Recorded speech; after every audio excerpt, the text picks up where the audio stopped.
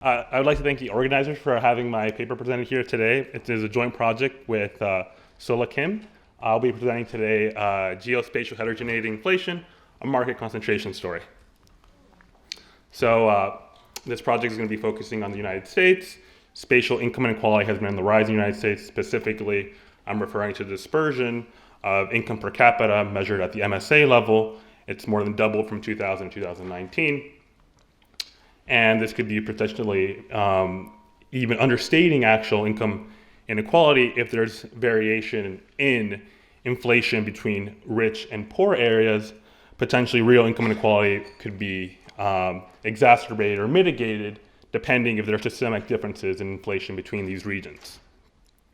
Typically, inflation is measured at the national level. However, there could be differences between the rich MSAs and the poor MSAs in inflation. The research questions that we'll be addressing in this presentation today is, do inflation rates vary systematically across MSAs, across different income levels? And if there are differences, could these differences be partially explained by different retailer market structure / market power?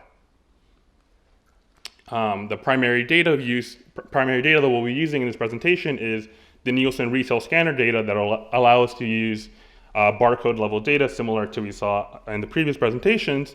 And then as a secondary source, we'll use the business dynamic statistics, BDS.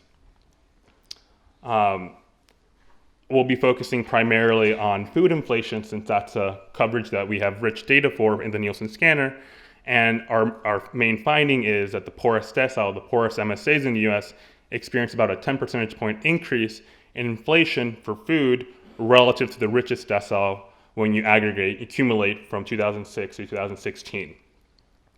The pattern holds both at the aggregate and the disaggregated categories. So when we look at aggregated categories such as food and beverages, as well as disaggregated categories such as milk, eggs, carbonated beverages, and so forth.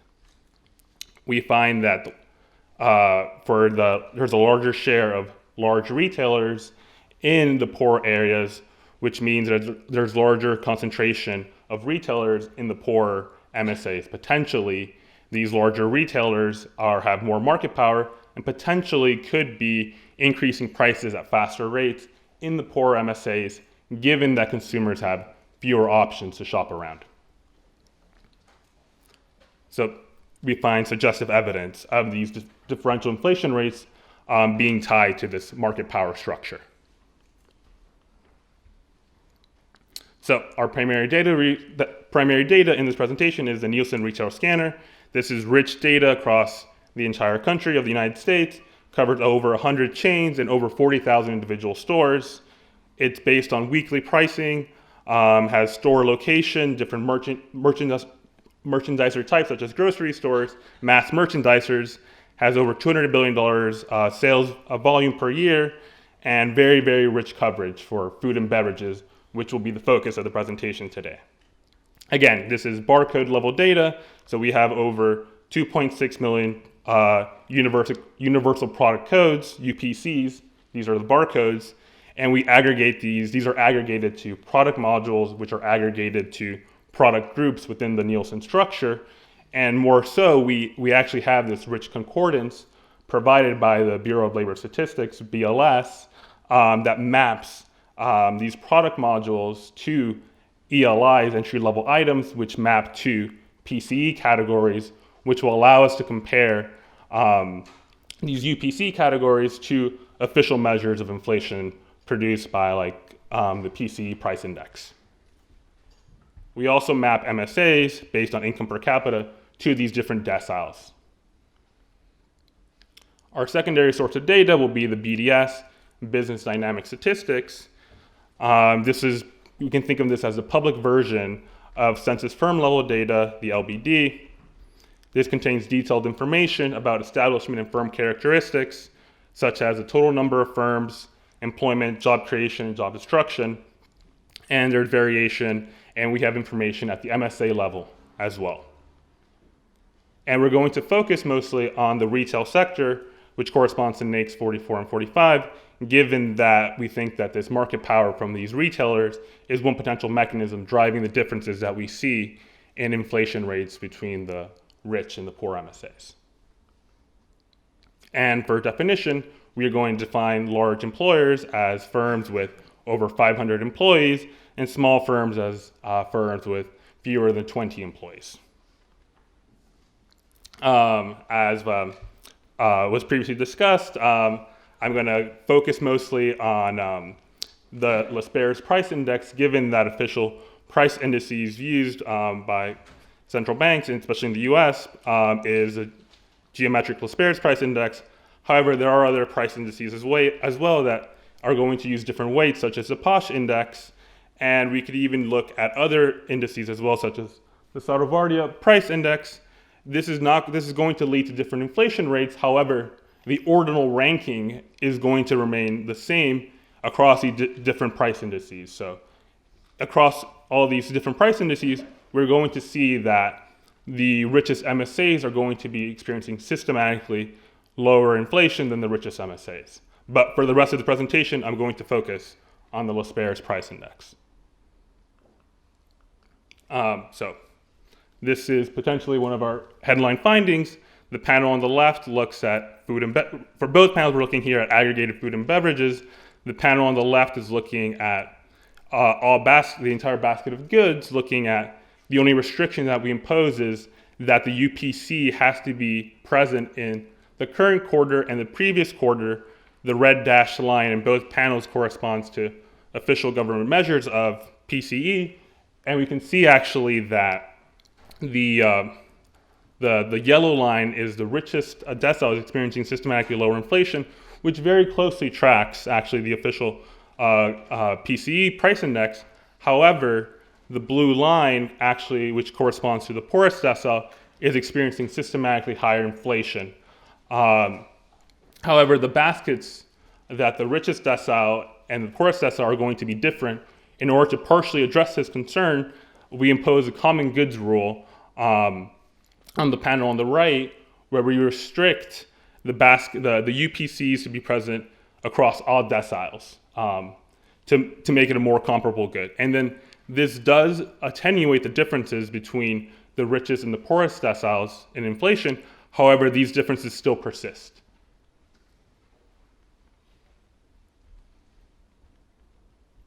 One potential mechanism of why we might be observing these differences in inflation rates could be due to these heterogeneous retailer market power, where the poorer MSAs have fewer retailers with more market power. And we can see descriptively, we can see that the poor MSAs have actually a larger share of large firms, and then the richest decile, and then the richest decile has a larger share of small firms as well, to try to give some association that this could be potentially one mechanism driving these differences. So to get some more descriptive findings, we use HHI measures as a market concentration, and then we have 10 different deciles, the bottom decile all the way to the richest decile. And if we look at MSA fixed effects and impose time fixed effects at the quarterly level, we can see that there's actually an association where the higher retailer concentration is observed among the lower income deciles. So if we want to look more closely, we're going to exploit one specific shock, specifically to one market, the egg market, by looking at the 2015 bird flu episode. So this outbreak starts in December 2014, and then this led that a lot of American farmers to cull a lot of bird layers to essentially help prevent the spread of this disease, which led to fewer eggs and a very, very sharp increase in the price of eggs in the US. And then there was a lot of geospatial heterogeneity, where some farms were more likely to be culling their eggs, their bird layers, because the disease was spreading more in that region. We have USDA reports detailing which were the farms that received subsidies for culling their eggs during this time period. And we see across all the income deciles, and as well in the PCE price index, that there's a surge in inflation during this time period for eggs.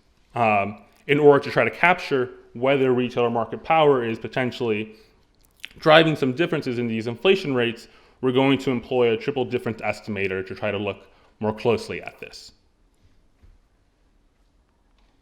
So again, looking at the all goods basket on the panel on the left, and then the common goods restriction on the panel on the right to make the baskets more similar, we still see the similar pattern of the poorest MSAs experiencing systematically higher inflation than the poorest MSAs.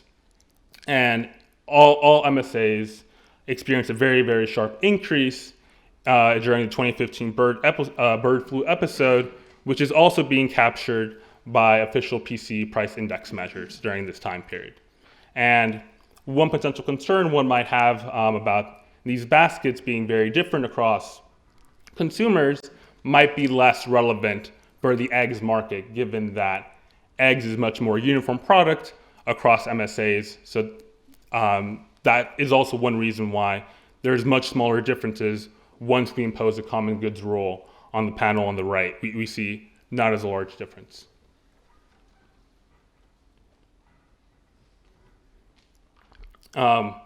If we just looked at putting the geometric Lasperis price index on the left and looked at market concentration using HHI indices on the right hand side, we would get a simple relationship. We would see that a higher market concentration is associated with higher inflation rates. However, this is potentially endogenous. In order to try to get a more causal analysis, we're going to employ this triple difference estimator, where we're going to be exploiting this bird flu episode, where we're looking at specifically the triple interaction of whether an MSA was a treated MSA specifically. Did this MSA receive a subsidy from the government for culling their eggs? Was this, and then was this during the bird flu episode?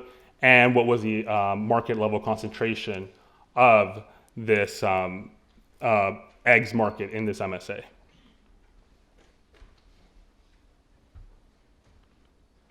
And, okay, thank you.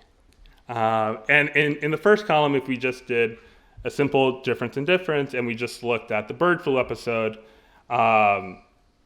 we could see that, unsurprisingly, the MSAs that receive a subsidy for culling their eggs experience lower inflation than the MSAs that did not receive a subsidy for culling their eggs.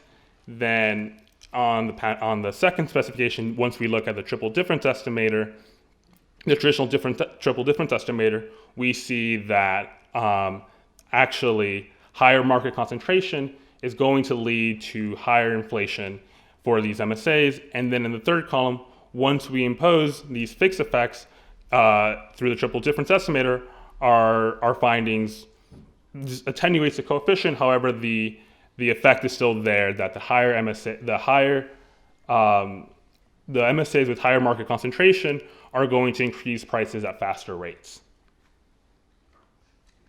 So let me quickly wrap up. We find that there are systematic differences in inflation rates, and retail market structure between poor and rich MSAs is potentially one of the mechanisms driving these differences. The poorest MSAs face higher inflation rates both at the aggregate and the disaggregated categories within food and beverages, and a higher fraction of large retailers in the poor MSAs. This potentially leads them to increase prices at faster rates, again, because these consumers have fewer options to shop around.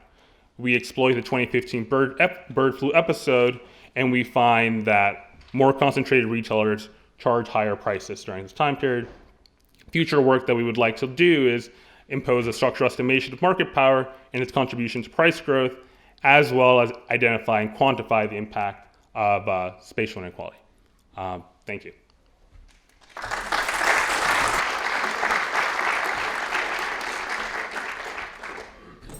Super, thank you.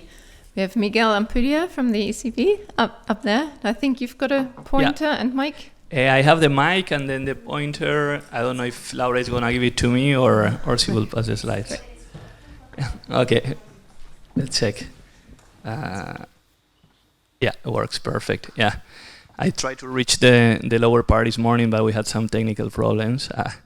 But I got to meet half of the security team of the bank, the locksmith of the bank, the elevator technician of the bank. So it was fun.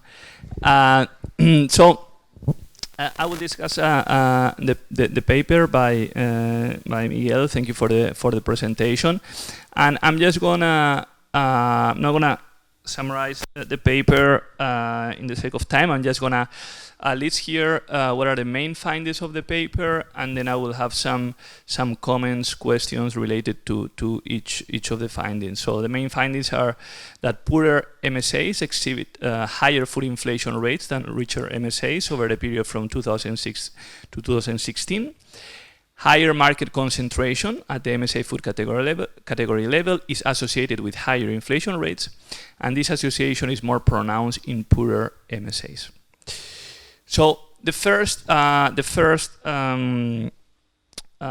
conclusion of the paper: poorer MSAs exhibit higher food inflation rates than richer ones. So here it was not. I guess the first question that comes to mind is whether this is driven by different consumption baskets or is something else. Then the paper will try to argue that it's something else, which is related to this market concentration story. In order to dispel the possibility that this is driven by different consumption baskets, they construct price indexes, also restricting them to a common set of goods. But I mean, it's here that it's still possible that there's a large variation in expenditure shares in individual products within this common set of goods between different types of households. So I think here the authors could do more, and I think they do have the data to do more to make clear that this is not the case in order to make the case more compelling for their story. So the first thing would be to show results for individual food categories. In the paper they only show X. I think they mentioned that the results hold for others, but they could show this for all the categories within food. And then they could try to compare high and low income households within MSAs. They could also compare high income households across MSAs, low income households across MSAs. Basically just to make sure that here we are not talking about just consumption baskets driving these results, which would be something that has been widely documented in the literature, but there is something else, and then this something else would be the explanation that the authors put forward, which would be the market concentration story.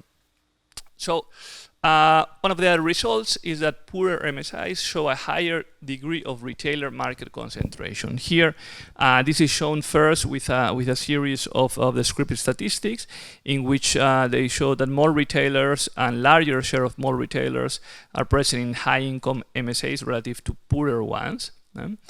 So, I mean, here, and the first question that comes to mind is like, well, the studies done at the MSA level, which in MSAs are extremely different in terms of size. So we have MSAs going from 20 million population size to 57,000.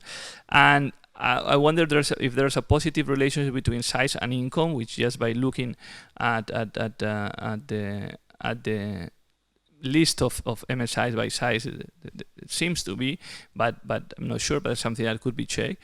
And the question is like if they could even conduct this analysis at a smaller size of jurisdiction. By reading the paper, it seems that they have information at even the county level, and it could be done at the county level, but I'm not sure about that. Then they try to formalize this after showing the descriptive statistics by showing some regression analysis. This is the regression that they are running. Basically, they run the concentration index on the decile, income decile of each MSI. Here was missing maybe some other controls, especially size. So they could also use MSI's fixed effects. The standard errors, there was nothing said in the paper, so I think like they should be like clarify what's being done with them. And actually think here the regression could be just run at the MSA product level.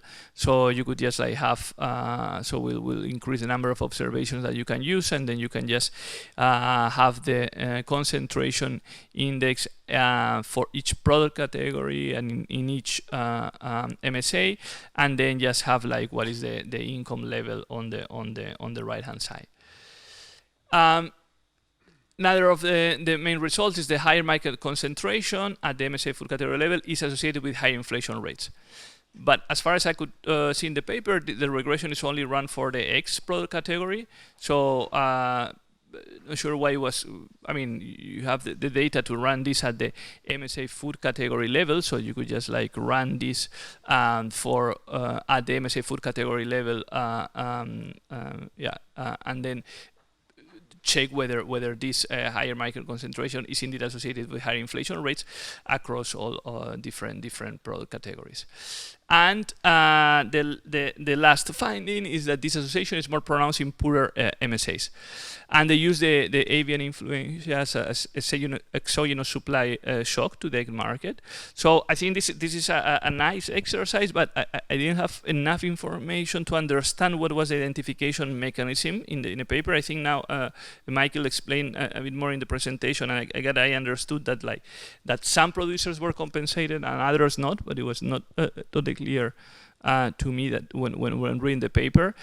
They also mentioned that in the paper the parallel trends assumption should be satisfied, but then it's not explicitly shown. So basically, I mean, the paper poses an interesting hypothesis and relies on a very rich data set, but I think the more information needs to be given to the reader, and there are many open issues that need to be addressed. But I think the project has a lot of potential, and looking forward to follow up on it. Thanks.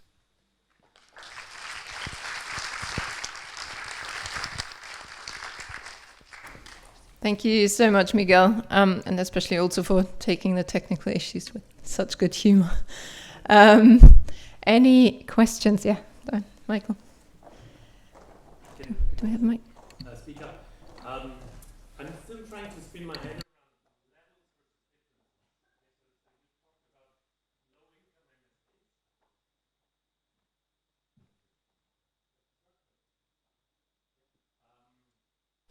you have fantastic data which allows you to look at price levels, but you've only shown us inflation rates compared to an index, right? And of course that's the problem if you rely on official inflation indexes. We only have indices here, but you have price level data, and so this didn't show up anywhere. But I could imagine that in low income MSAs price levels are low because people can't afford to pay the prices that you pay in Manhattan inner districts, right? And then think about a shock. Say the price of an egg increases by 10 cents in an area where the price level is low, the inflation rate would be higher, right? So I was just wondering why price level doesn't sort of come up anywhere here, and how we would need to think about this, whether this could be driving some of those results. Yeah.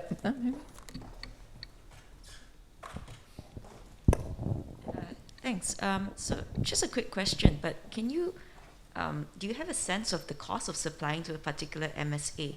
Because I'm trying to figure out, is it market power, or are poorer MSAs also harder to supply to? So maybe there's differential cost.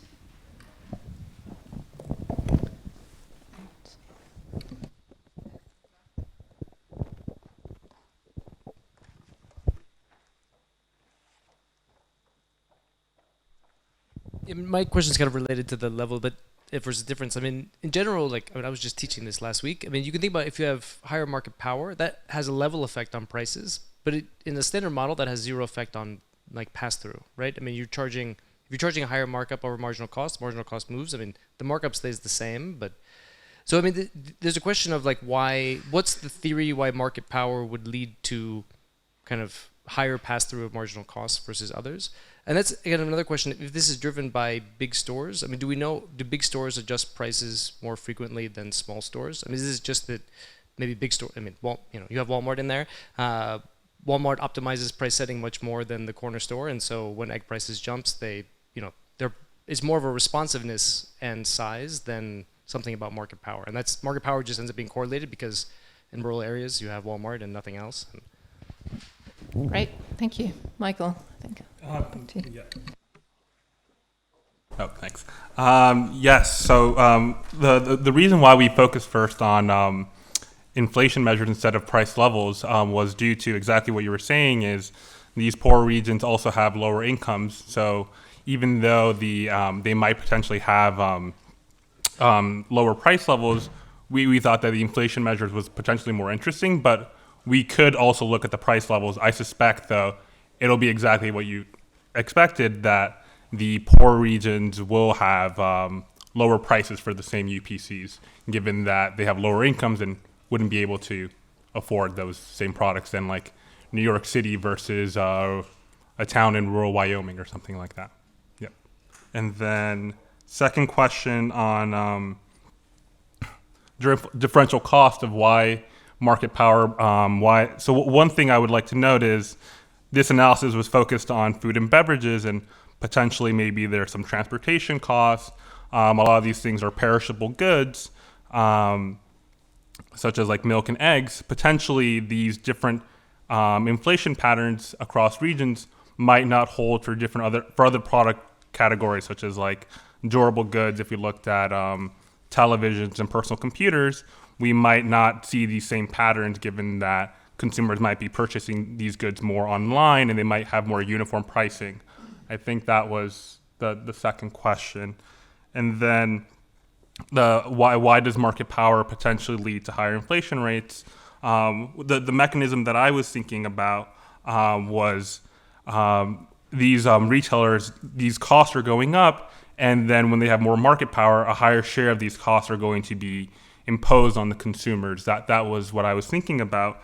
And I do think that these these different types of retailers could potentially be playing a role. One of the things that we want to look at in the future is, so one mechanism is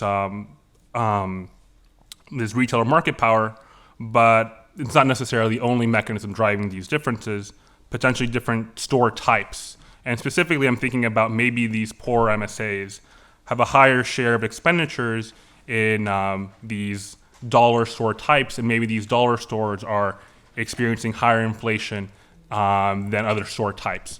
So I would like to do that analysis in the future. Super, thank you very much. And I think you'll all agree, very topical set of papers, really interesting insights and food for thought for monetary policymakers.